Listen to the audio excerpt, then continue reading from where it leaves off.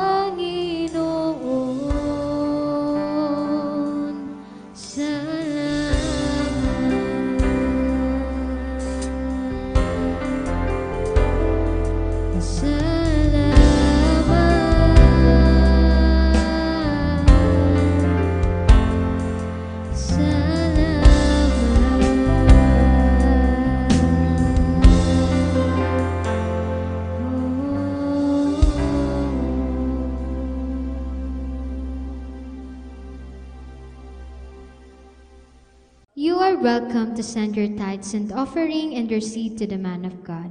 May the Lord bless your generosity and your support in our ministry. Kindly send your seeds and your tithes into this GCash account number, 0912-7327627. God bless you bountifully.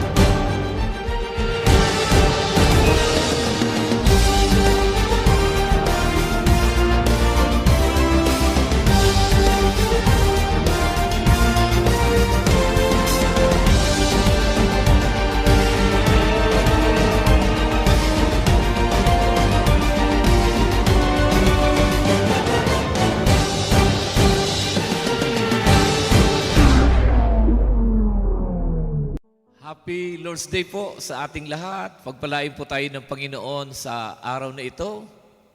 At nais ko pong bumati po sa ating lahat ng maligayang Pasko. Sa lahat ng inaabot ng tinig na ito, enjoy the holiday season. Ang ating pastor dyan sa Carson, California, kasama ang kanyang mga anak, pamilya at mga pamangkin. First time nyo magpasko sa Amerika, enjoy the season. Mahalaga pong nais ko pong ibahagi sa araw na ito. My topic today is entitled, The Two Sides of Christmas. Ang dalawang mukha ng Pasko.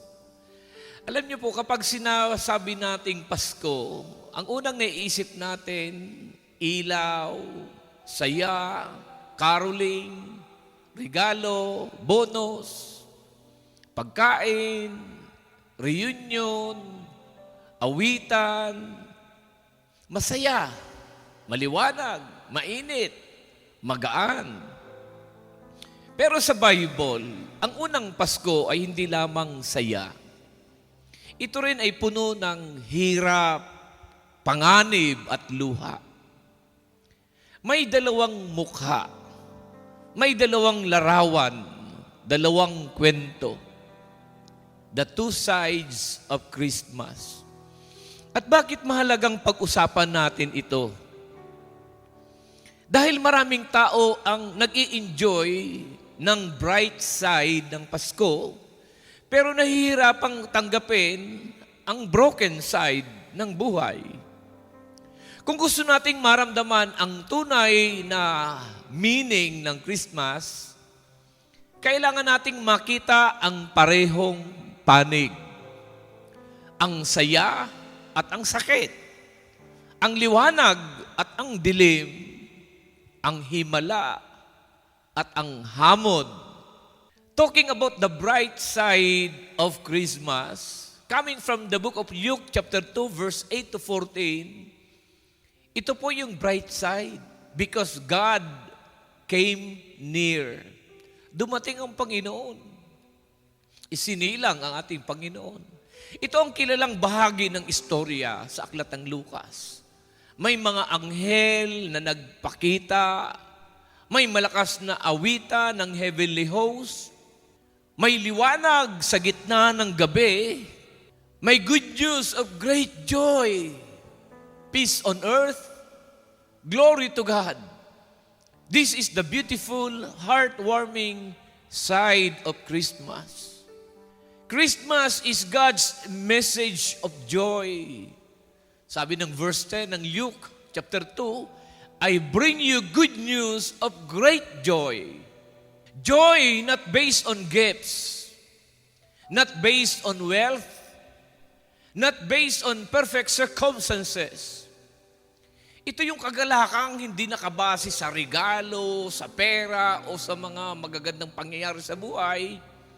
It's a joy based on a Savior who has come. Kagalakan dahil mayroong tagapagligtas na dumating. Hindi mo kailangan ng perfect life para magkaroon ng Christmas joy. You just need the Lord Jesus in your life. Christmas is God's message of hope. In verse 11, sabi ng Bible, a Savior has been born. Isinilang ang tagapagligtas. Hindi ito cute baby story lamang. Ito ang sagot sa problema ng mundo. Ito ang katuparan ng pangako.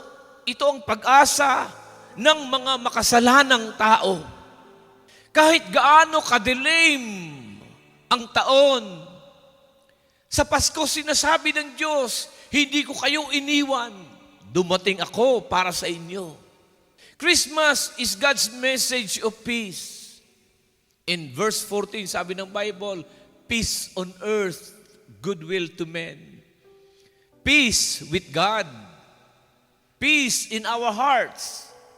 Peace through Christ.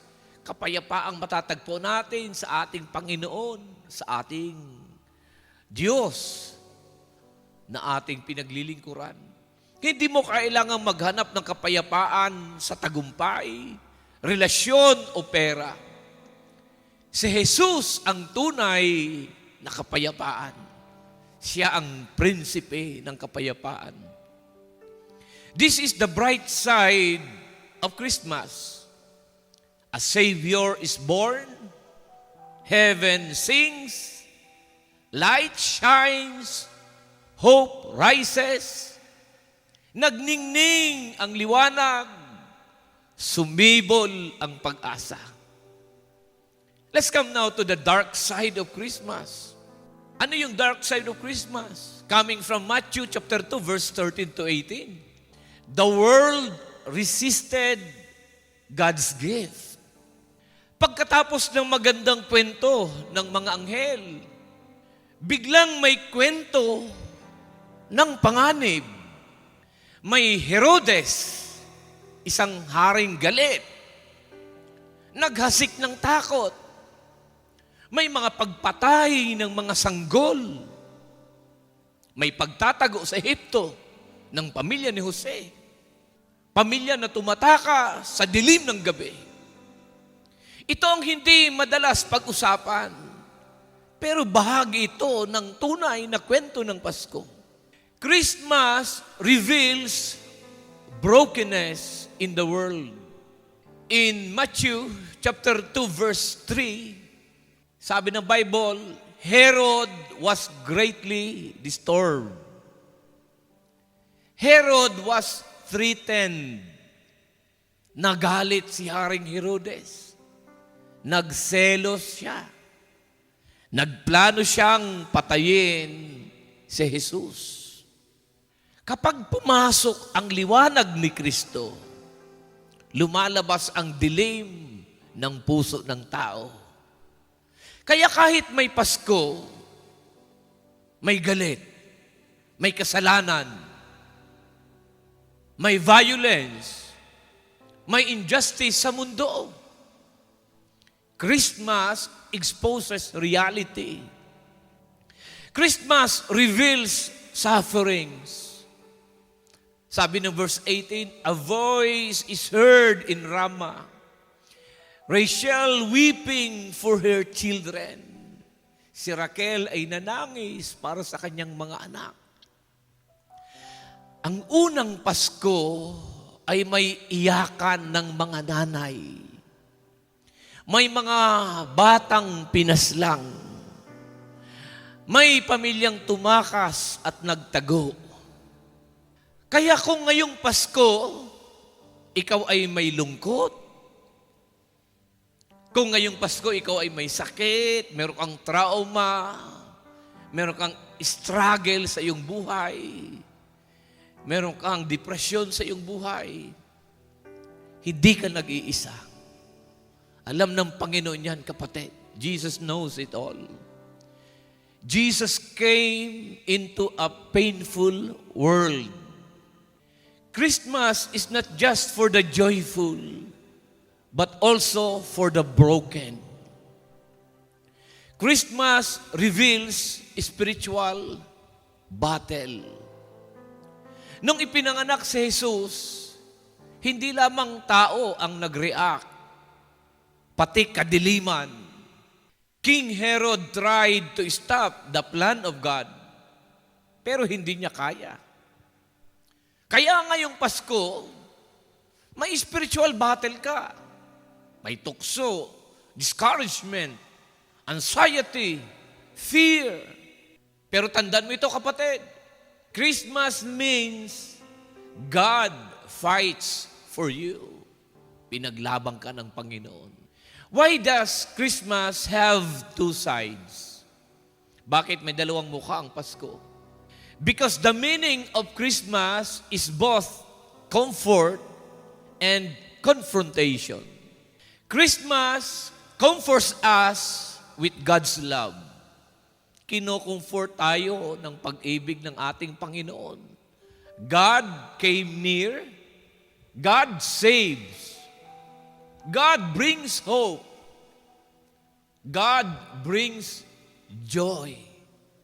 Kino-comfort tayo ng Panginoon sa ating mga takot, Nagdadala siya ng kapayapaan, kapanatagan, at kagalakan.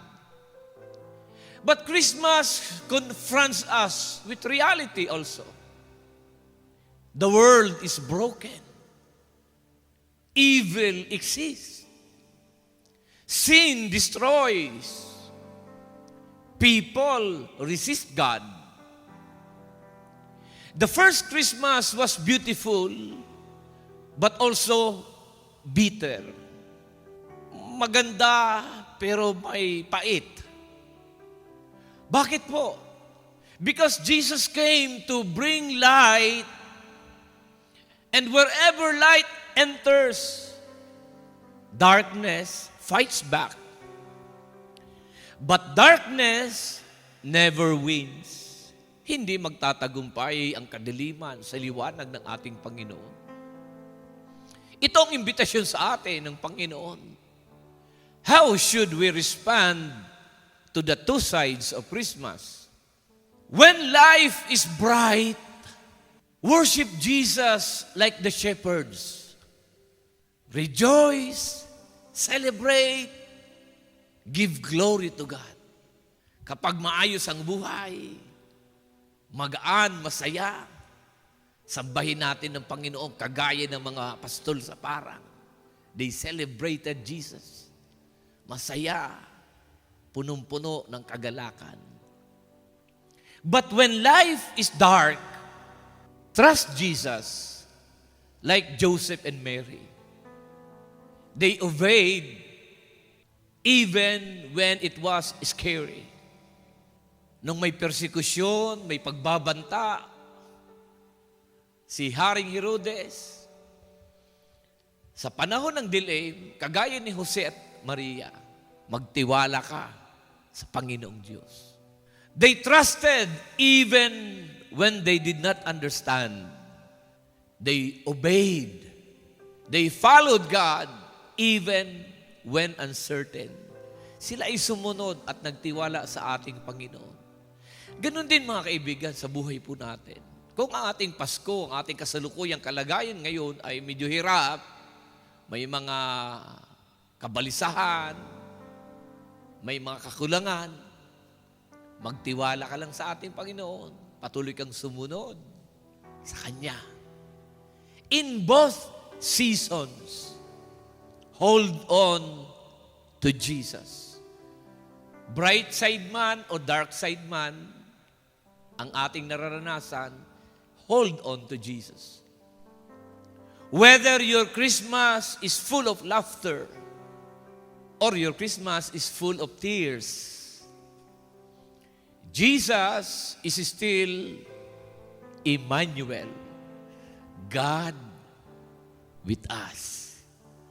Kasama natin ang ating Panginoon. Christmas has two sides. A side that shines, glory to God in the highest. And a side that cries, Rachel is weeping for her children. But in both sides, we see one truth. Ano man ang pangyayari, mayroong isang katotohanan tayong makikita. God has come, God is here, and God is with us. Dumating ang Panginoon, kasama natin ang Panginoon, kasama natin ang Diyos. Kung masaya ang Pasko mo, Jesus celebrates with you. Kung malungkot naman ang Pasko mo, Jesus sits beside you, holds you close, and whispers to you, I came for moments like this. Christmas is not a perfect circumstance. Christmas is a perfect Savior in an imperfect situations. And this year, whatever side of Christmas you are experiencing, may you find hope, healing, and courage in the one who came to save us all. Sana kapatid, maranasan natin ang pag-abot sa atin, ang paghipo, pagdamay, pagyakap, pagpapagaling, pagpapalakas at provision sa atin ng Panginoon at tagapagligtas na dumating sa atin. Merry Christmas! Emmanuel is with you. Purihin ang Panginoon, palapakan natin ang Panginoon. Hallelujah, hallelujah. Merry Christmas to everyone. Merry Christmas to all of you. Magsitayo, itaas ang ating mga kamay at ako'y nagdideklara. Ang kapayapaan ay sumaating lahat. Ang panatag na puso, ang matiwasay na pag-iisip, ang masayang kalooban at malakas na pangangatawan, ang pinagpalang buhay at kabuhayan ay dumali sa iyo at sa iyong sambahayan. Pakaingatan ka ng Diyos sa isang buong linggong darating at ang kapayapaan niya ang dumaloy sa atin. Tanggapin natin lahat ito sa pangalan ng Ama, ng Anak at ng Espiritu Santo. Lahat ay magsabi ng Amen. Maligayang Pasko sa inyo pong lahat. God bless you. God bless you.